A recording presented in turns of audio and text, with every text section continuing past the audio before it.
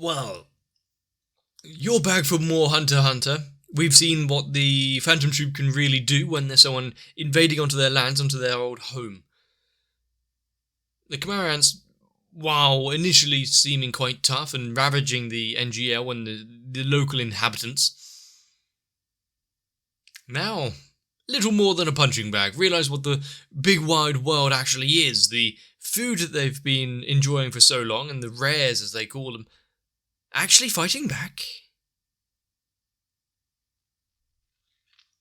Boy, bet they didn't expect all that.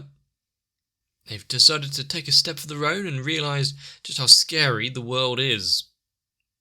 So what about the rest of them? I guess it's time to find out.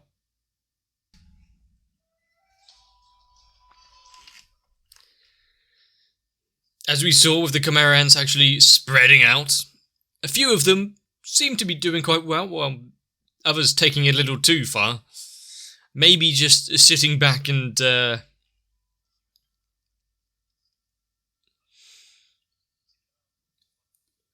to have a peaceful, relaxing life would have been better. Unfortunately, it's not the one that they were accustomed to with the hunts.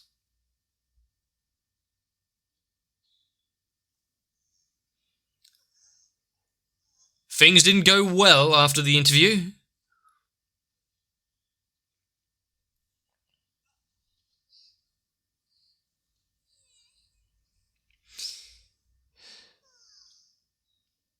How long were they running, and from what?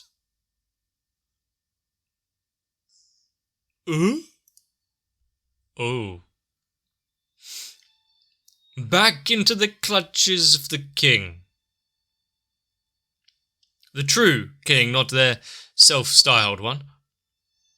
As it will come to pledge allegiance?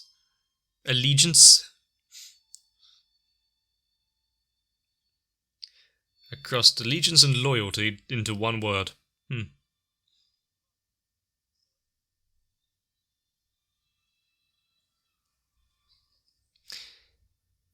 Well, they seem pleased, although for exactly how long, we've yet to see.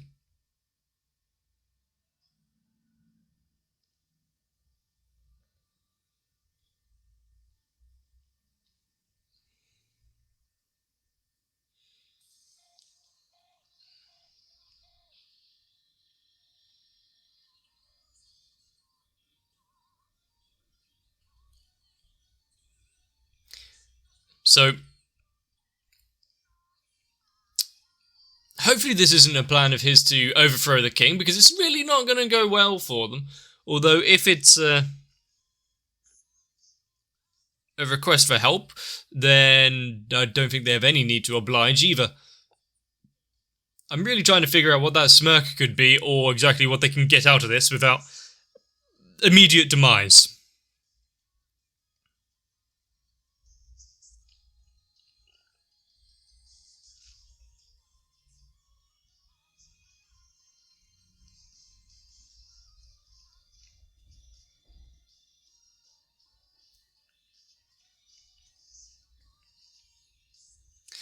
I guess it is one thing with the with the king is that if they've completely had enough of it, can't really seem to get out, just annoy him ever so slightly and it will be over quick.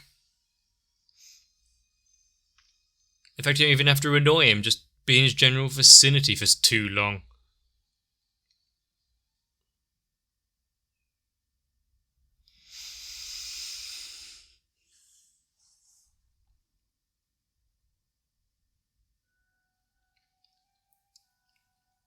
On another dark night, this wasn't those bags like full of their clothes? Wasn't that it? Like to keep them dry? Why do they just rise up from the water?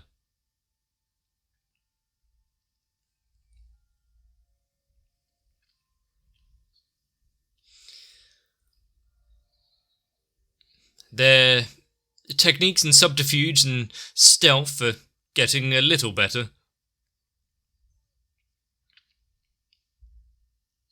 Well, don't talk too loud for one, but their eyes are everywhere.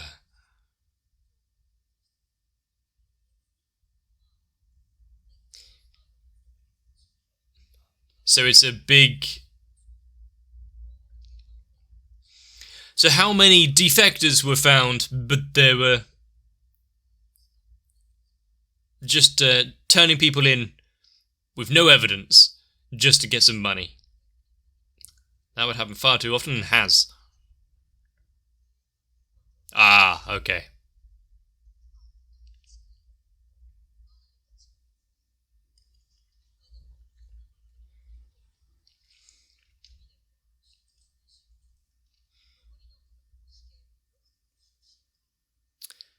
I see.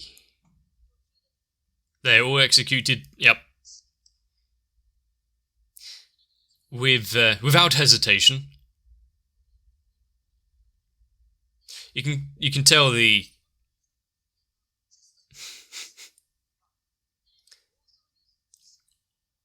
There you go. Heavily authoritarian states and the like. I wonder if this was based on any particular countries or rulerships. It's not even a difficult concept to understand.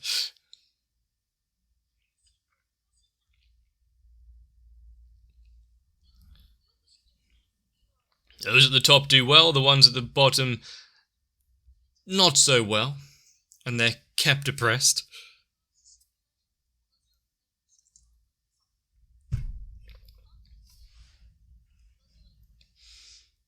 And how long before someone decides to try to get some money on these ruffians who have decided to infiltrate? Small village.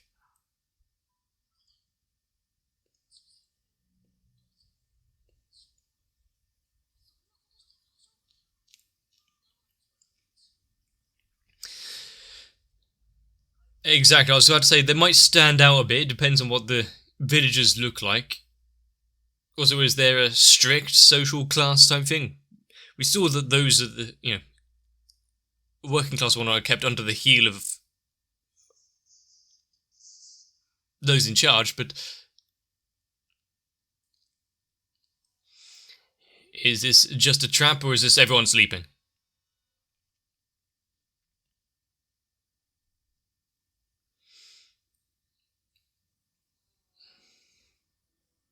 Anyone home?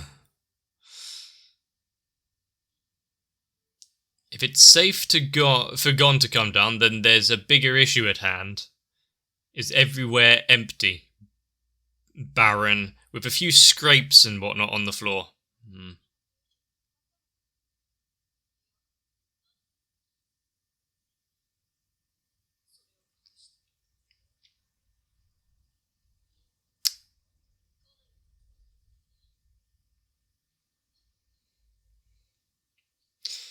Well, at least it isn't just a trail leading down the well, so that's something.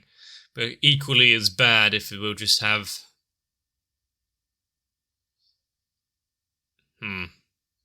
wild dogs in the open.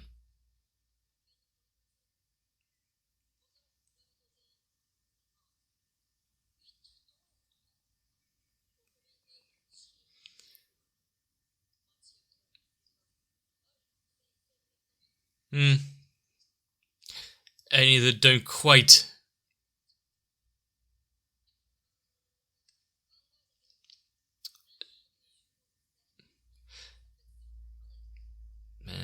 See if there's any tasty morsels amongst them.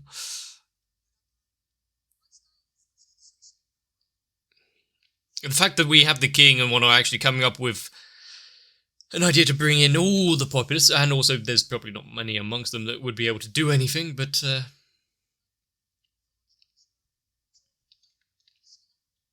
and once all the dust blows over it, well, and it all settles down, there'll still be a hard time to actually figure out what the hell was going on.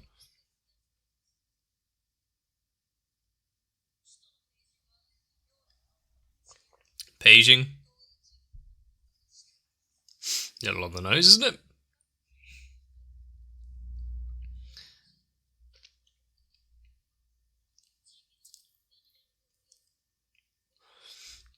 I think with the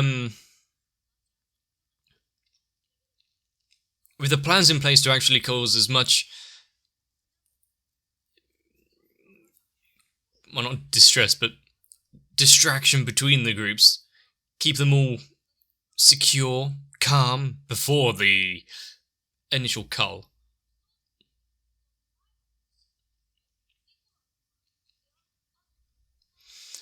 So they've got a lot of counting to do. Might be difficult, just the two of them.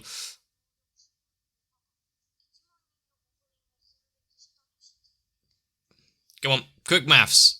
What are we going to get? Come on. It's at least more than 4.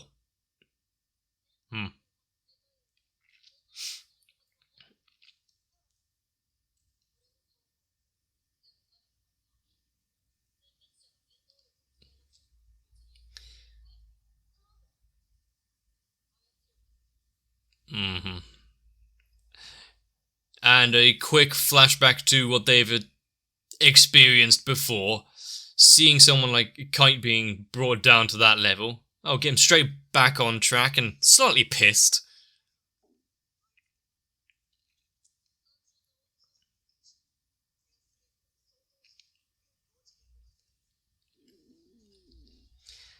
Exactly how...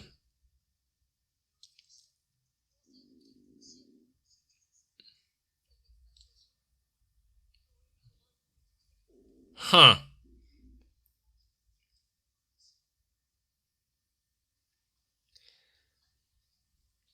So, like what was done for the Chimerans before, they'd do it again. Automated puppets with powers.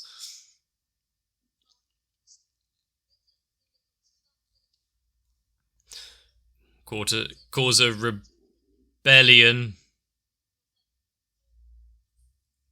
Free the masses. Get them to rise up against the leadership. These are dangerous words to be saying.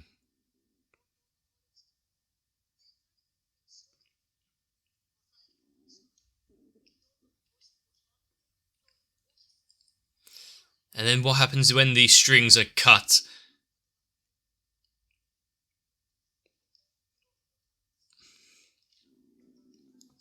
They have to pop up, be discreet, but even their level of stealth won't exactly help them when they do put plans into action, as was just stated. I think if they've got help out there doing things as well, trying to sort out a solution to this selection, I'd like to see that side of it as well, because I don't think planning on the move like this is entirely the best.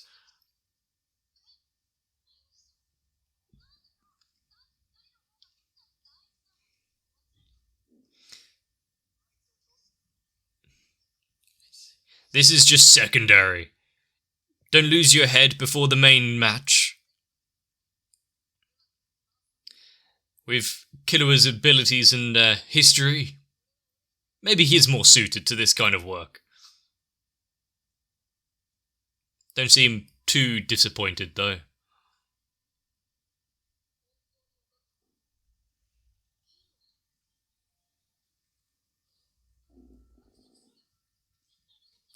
No matter what happens, is he able to sit still when there are those suffering around him? We've seen him leap into the fray so many times before. It's Gon's natural instinct. Oh, danger. People with helpless in front of him.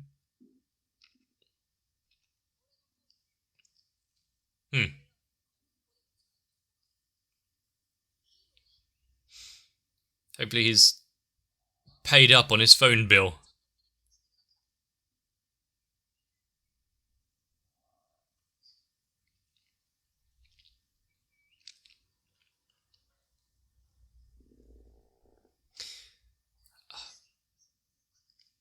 already caught the attention of some.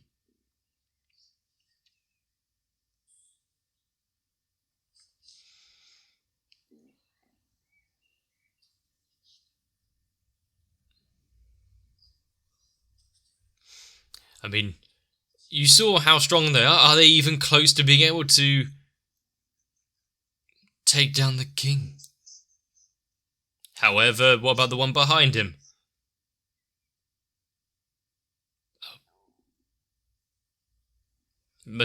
Just your imagination. That was nothing.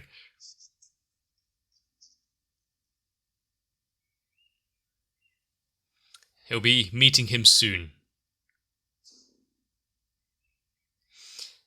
And then what? Look back and where is he?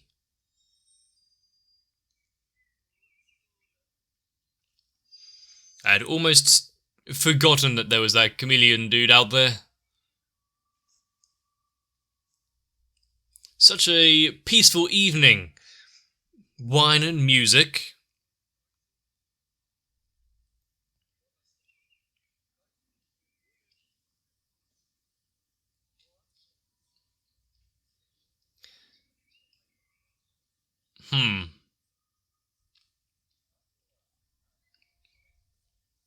I see he's taking time off from hunting the cheetah here to handle some official business.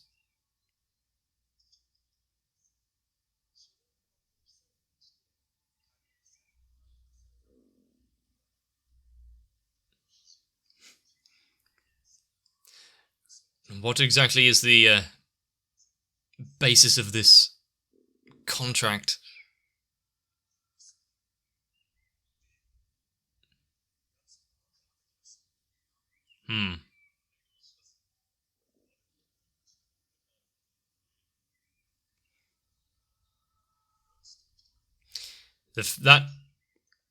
That simple statement. He can turn a blind eye to atrocities.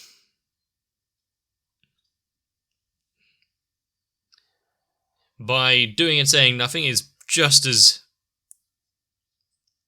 complicit.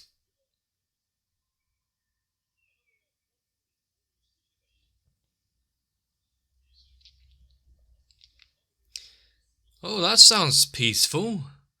Although I would stay away from that window.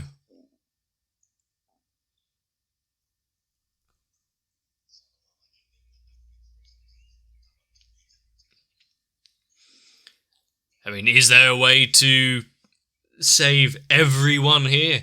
There are those that would not be able to sit back and allow that.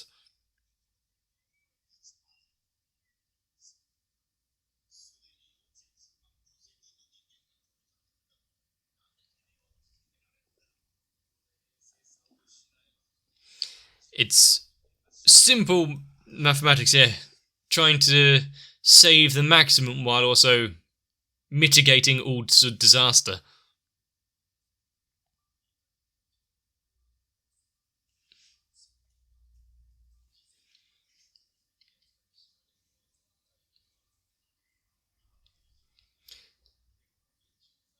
And then they'll never have the chance.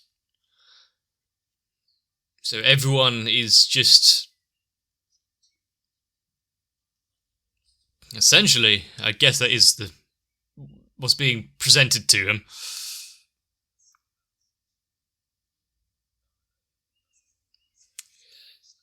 Even if it succeeds and they manage to stop the extermination of the human race, is Knuckle going to be able to live with himself knowing what had to be done?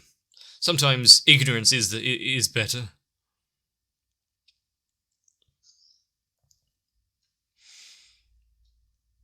To be fair, I don't feel too bad because we've seen tens of scores of people die in Hunter x Hunter is just matter of fact. So what's an extra couple of million?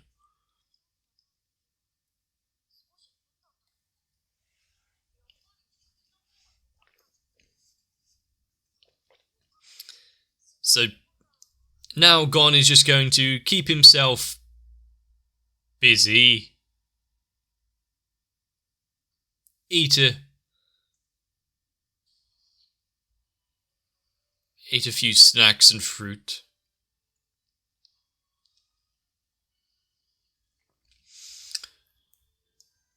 And stay on the lookout for trouble.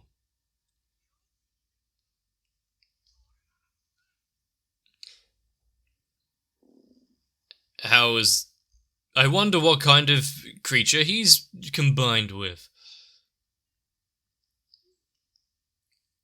A coiled lunge. So he's using the tail and the trees as some sort of springboard.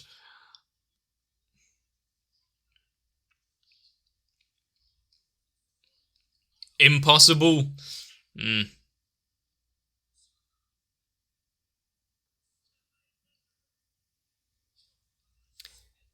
Gon seems incredibly calm about this situation. Maybe being wrapped up feels nice.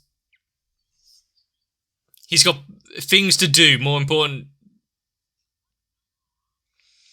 plans to think about. He's not even powering up that punch.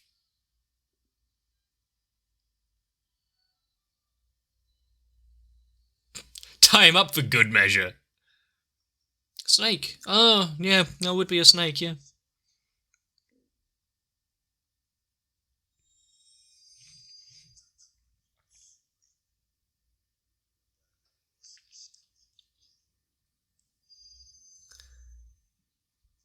Are those moments going to actually give him away? And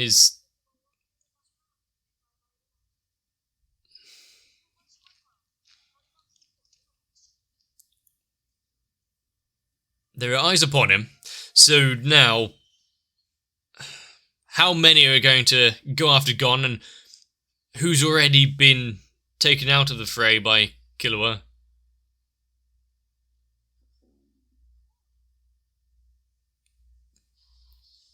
An interesting pair.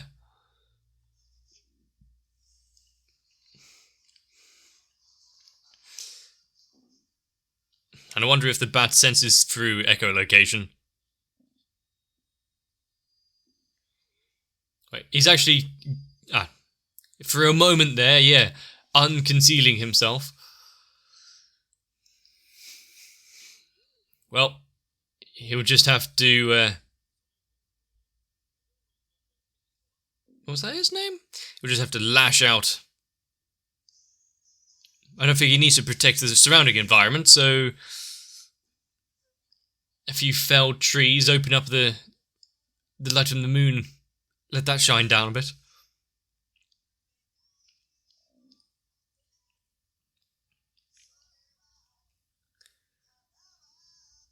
With them saying about Killua's potential being once against the commanders and the like, where does Gon stand? A little bit above the common rabble, definitely.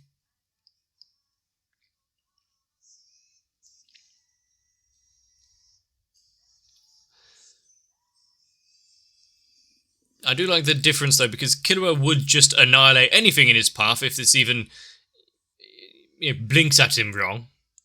Whereas, like, the Snake Man tried to crush him to death. He's like, right, you just have a timeout. Stay by that tree for a while. Kind of like Kite, and a somewhat aversion to killing when it's not entirely necessary. I wonder though if that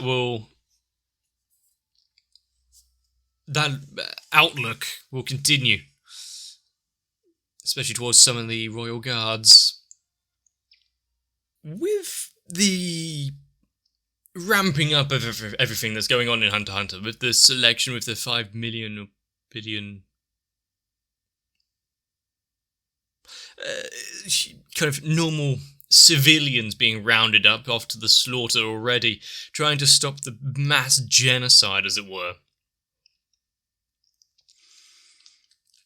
Sometimes we wish for an idealistic solution to things, being able to stop it before it starts, being able to rescue as many as possible. Hunter x Hunter does not seem the kind of show where we get that idyllic resolution. We've seen it before. Sometimes it takes quite a bit of loss to be able to come up with a way out. I do like that it shows the world as it is. It doesn't try to cover it up. It's not all sunshine and rainbows. There is a lot of suffering, especially when you've got regimes and the like that are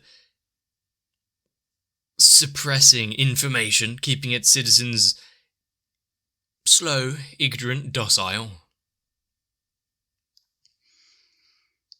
through a severe use of force and intimidation. And with the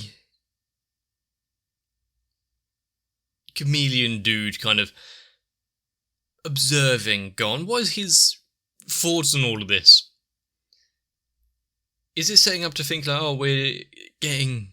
He's just checking them out and spying on them and reporting back to others? Or is this going to be another case of it's subverting what we think and he's actually somewhat on their side? We just don't know it yet. I can't remember where he placed amongst the loyalty when the Queen was alive. Politics aside, the fact they've got to... Well, we got Mario and the glasses suit dude, can't remember his name, being all diplomatic. So, yeah, your family will be safe, we'll transport you to a country far away, you'll be enjoying times in the sunshine. Despite everything that you have caused by either inaction, their own policies, or maybe even being involved in some way or another. And then you've got the likes of Knuckle, who just the idea of having to sacrifice some to be able to achieve a greater good is almost too much for him. A very different outlook on all of this. With what's coming up, we've seen Gon and Killua go through their transformation sequences and get a little bit stronger each time, and the training and everything they've been going through, but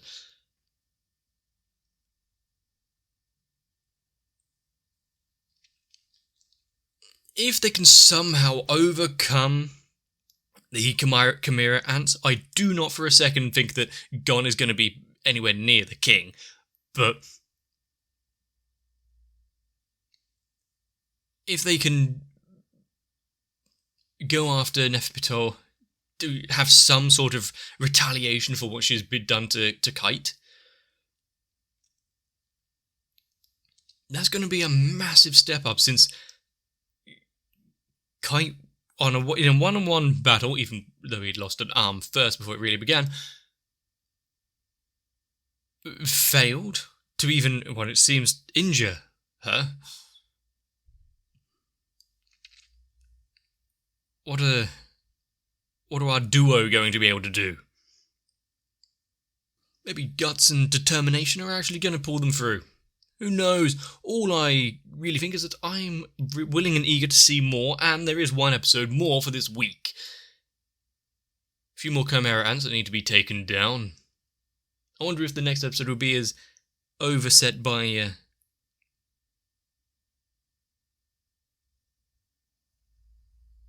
clouds and night as this one. This episode was a little dark in terms of lighting. Well, I guess, and in terms of story. If you've enjoyed the episode at least, let me know down below. Leave a like and a comment, maybe subscribe to the channel, join into my Discord. But for now, get yourselves a rest, and have a drink maybe. But get ready for some more Hunter x Hunter. I hope I'll see you there.